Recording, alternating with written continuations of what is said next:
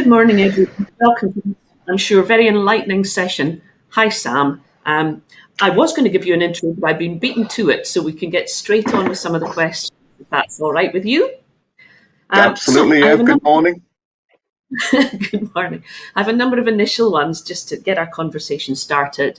Then I thought we could delve down into some more detailed discussion topics and finish off, as we've just heard mentioned, with a Q&A, which will give everybody a chance to put some burning questions to you, I'm hoping. So the first question I have to ask you today is, why did you leave WWF? So thank you firstly for inviting me to chat this morning. And I don't feel I'm very close to a fireside. I'm in my son's bedroom, so apologies for the kind of slightly distracting background.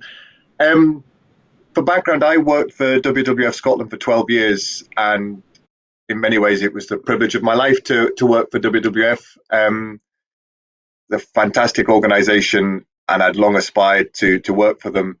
Some of you might have known a chap called Simon Pepper, who was the first director of WWF Scotland and a very good friend of mine, who sadly passed away 2 years ago.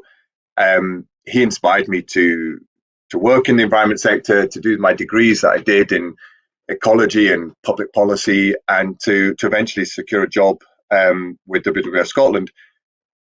The reason I chose, after 12 years of working in the climate and energy space, and ultimately as director, acting director and deputy director of WWF Scotland, to move on, was because when I started at the beginning of the kind of campaign for the 2009 Climate Change Act in Scotland, and I left shortly after the 2019 Climate Change Act was passed in Scotland. And it really felt like the discussion and the debate and the public kind of conversation had shifted on, from being about setting the right ambition to about delivery and about implementation.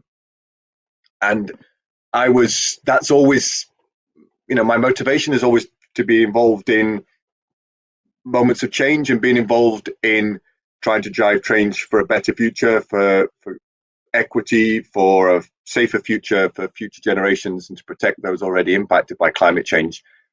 And right now, at this very moment, what we need to be doing is accelerating our response to climate change, and that means implementation, and it means fundamentally leaving behind fossil fuels and mobilizing support for renewable energy. And it was that kind of trigger that made me consider shifting sectors, and I was thrilled to be able to join Scottish Power, which is part of the Iberdrola Group, third biggest utility in the world and the largest wind generator in the world, to take on this new role of head of climate change, to make sure that we are, as a business, doing all we can to respond to the climate crisis. So I guess that's why I chose to leave. It was a kind of a sense that the debate was shifting from one of ambition to delivery, and also I think it's really, really important to kind of experience the challenge of responding to climate change from different perspectives and not be exclusively within one world. And I'd spent 12 years in the voluntary sector, and it was hugely impactful, and various kind of momentous things were achieved during that time, like the 2009 Climate Change Act, that I can see the things that we pushed for in that legislation, and that's really, really kind of rewarding. And there'll be many more successes that WWF will have as well. But for me, it was a chance to kind of try it from a different perspective, and joining a renewable energy company with the resources and capacity that Iberdrola bring to it was a huge opportunity. Sam, thank you. What an inspirational background. And I'm sure that's been a great opportunity now as a springboard for you to really make a change where you are at Scottish Power. And moving on to Scottish Power, for those of you in the audience who've had a chance to know a bit about them or have a look on their website, then there's something called Sustainable Development Goals that are obviously very dear to the heart of people working at Scottish Power, or SDGs as they're referred to. And I wonder, Sam, if you could maybe speak to us about that topic. Yeah, absolutely. So the Sustainable Development Goals aren't uniquely important to Scottish Power. They've become a strategic framework now for businesses globally, and they're perhaps a rare example of a unifying set of outcomes that we all should be collectively kind of pursuing. Um, so there's 17 Sustainable Development Goals, and I'm assuming that a large chunk of your audience will be familiar with them, and if not, they're easily kind of searched up and identified. But what's perhaps important or useful to kind of illustrate is just what driving kind of purpose they give to Iberdrola. And I wanted to just read you two things really and I was reading this in preparation for this chat this morning, from the General Sustainable Development Policy of Iberdrola.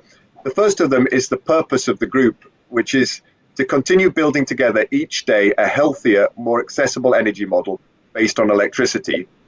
And in that statement, they actually capture some of the key components of sustainability. So it's a healthier future that we're looking to build, one that's doing all it can to reduce the impacts and the devastating consequences of climate change. It's building it together. I should have brought water with me to this fireside chat, but and that's fundamentally at the heart of a response to climate change, and a sustainable response is one that is where you work together in collaboration and partnership. And a more accessible energy model speaks to the need to ensure that everyone has the opportunities that this transition should provide, and we don't leave people behind. So the overriding purpose that is written into our articles and for the whole of the Iberdrola Group actually kind of locks in some of the core components of that sustainable development piece. But that's then expanded upon, and you'll excuse this kind of language, which is a little bit legalese, but I'm sure you'll be comfortable. But it says the actual and effective implementation thereof, along with the governance and sustainability system that supports it, is to form part of the virtual soul of the group.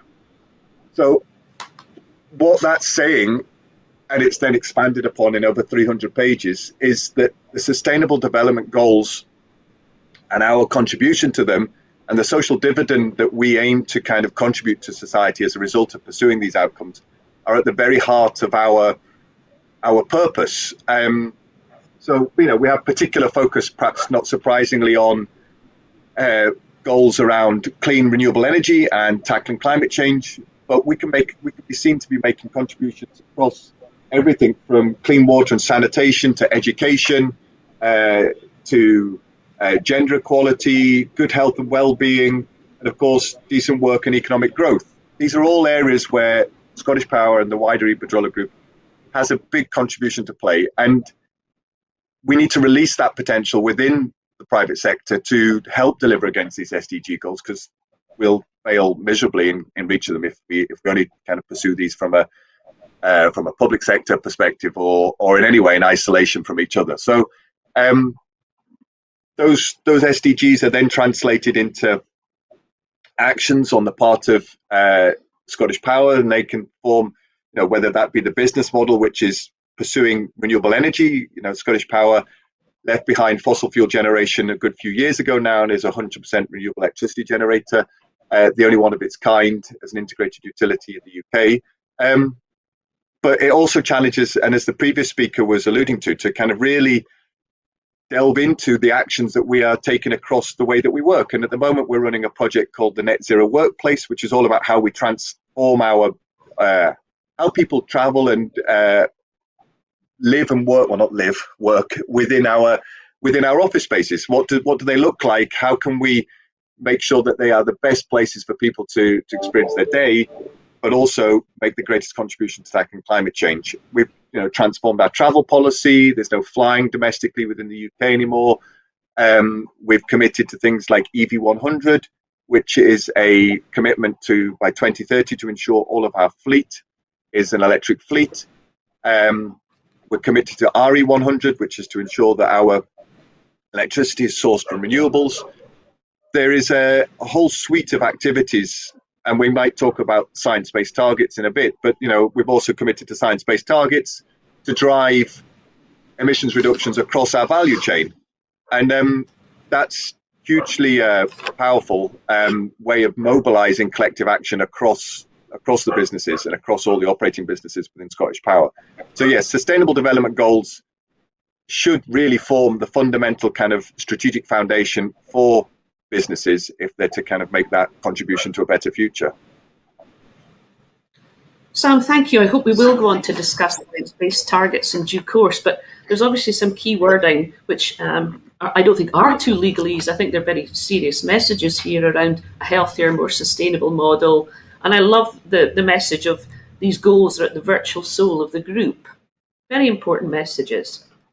So that takes us on nicely to your other key role, and that's about the aims of the Edinburgh Climate Commission, which you're fortunate enough to chair.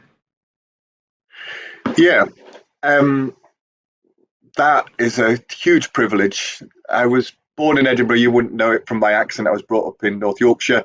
But to be asked to be chair of the Climate Commission for Scotland's capital in the context of the climate emergency, and when the city has unanimously supported a very ambitious goal of being net zero by 2030, that's a huge opportunity and a fantastic challenge. So for those of you not aware of what the Edinburgh Climate Commission is, it's an independent body set up in partnership through, dare I say it, a different university, at a University of Edinburgh, and the Edinburgh City Council.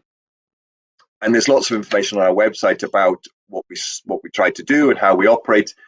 But we're made up of a collection of independent kind of commissioners who have between them a wealth of expertise and experience on various aspects of the transition to net zero, be it everything from communities to the youth voice to the built environment to energy to transport to placemaking to the professional services, project finance, institutional finance.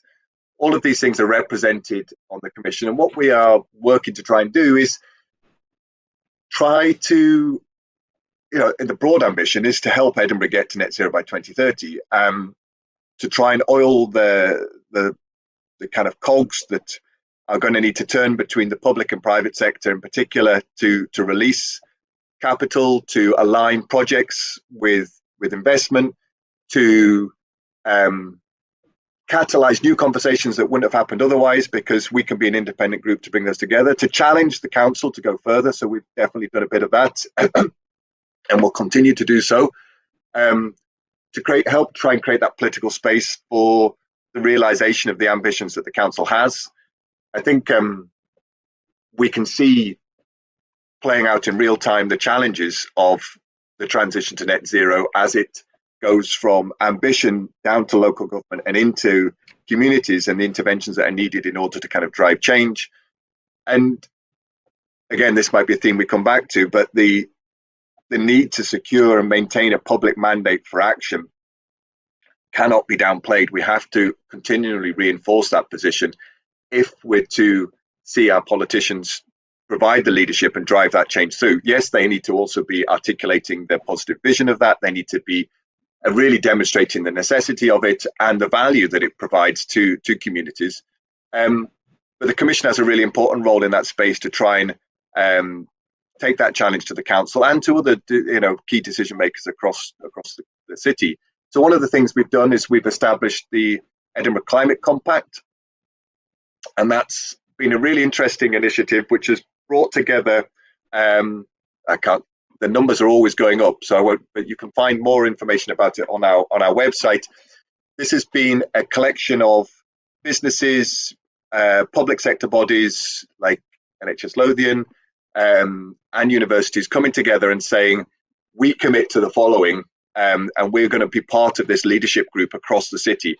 And I'd encourage all of you who are part of institutions within Edinburgh to have a look at the Edinburgh Climate Compact. It's a great space from which to learn from others who are at different points on this journey. I think everyone is at a different stage. No one's completed this journey. Some people are making some kind of initial steps and some are a bit further down the line. This is not an exclusive club.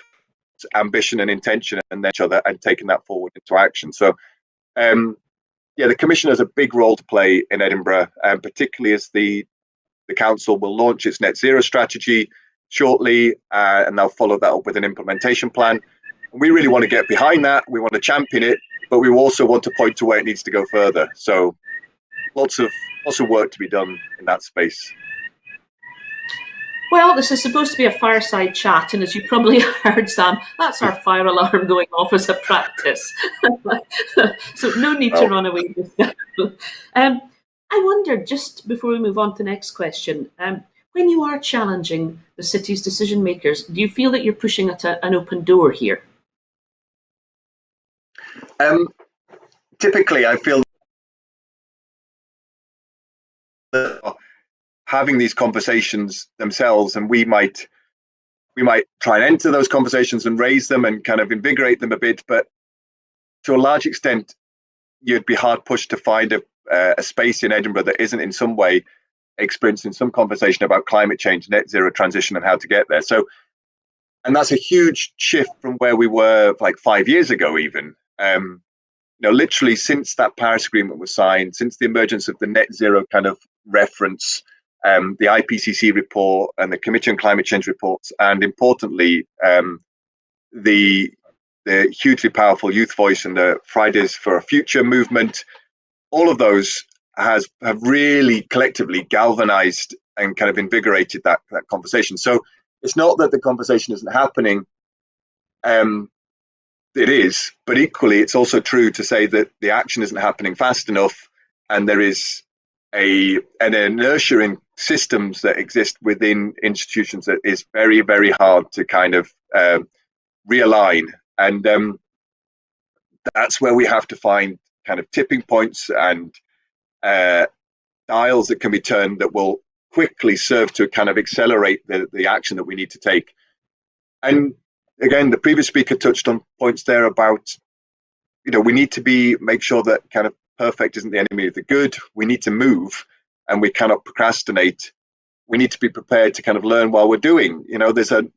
People talk about that all the time, but actually committing resource, moving forward with imperfect knowledge, and iterating your plan and developing it is got to be the way that we respond to this. That's really difficult to do when you're kind of the implications of that are about engaging with people's lives and communities. So you have to have a really solid foundation of trust. You have to have really strong levels of communication and public engagement. All of that is super, super important if you're going to be able to iterate and develop something in over a period of time, rather than it's not going to be a one-hit wonder. We need to kind of give ourselves the space to learn while doing. And so, yes, the doors are open, the conversations are happening, but no action isn't nearly fast enough, and we collectively need to kind of get comfortable with a different level of risk and the response that the climate crisis requires of us. Well, it certainly sounds, Sam, like the Edinburgh Climate Commission's got a huge role to play going forward in this city, a very important one. So that takes us on to our next topic, if I may. And I wanted really to discuss with you the importance of rolling out science-based targets to tackle the climate crisis. You mentioned that earlier, and it's obviously something that is pretty critical in the future. Yeah, so science-based targets are one of a number of initiatives that was born out of the Paris Agreement that, and again, as David was saying previously, they speak to the kind of non-state actors. And it's been by which I mean in this sector, businesses. And it's a hugely powerful tool, and we're only just beginning to see the extent of that power in recent years, which provides a common basis of verification for the ambition that the corporate sector might want to set about how it can show that it's contributing to climate change, how it can know that it's taking the right actions to live within a particular carbon budget. And so, Scottish Power, Iberdrola was amongst the first to set science-based targets in early 2016 after the 2015 Paris Agreement. We've just proposed 1.5 degree aligned science-based targets. So those are targets where the carbon budget that we are affording ourselves is regarded by the Science Based Target Institute as being